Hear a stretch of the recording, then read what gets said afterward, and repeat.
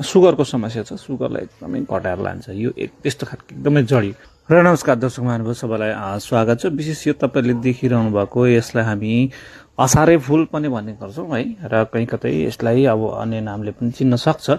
विशेष यसको पातलाई के गर्नुहोस्, मजाले तपाईँले एउटा पातलाई लिनुहोस् र यसलाई मजाले उमाल्नुहोस् र यसमा 3-4 दाना मरिच पनि हालेर मजाले उमाल्नुहोस् र तपाईँले बिहान बिहान खाली पेटमा तपाईँले यसलाई खानुहोस्। खाना खानुभन्दा आधी घन्टा अगाडि खानुहोस् है। तपाईँको यो जुन प्रकारको खाँदा यो एकदमै तितो हुन्छ, यसको पातलाई तपाईँले खाइहेर्नुहोस्, अति तितो लाग्छ है।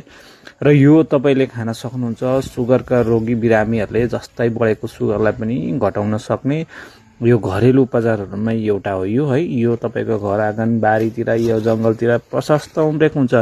यसलाई हामी असारे फुल भन्ने गर्छौँ। यतिखेर मजाले फुलेको छ र यसलाई यसरी तपाईँले खान सक्नुहुन्छ।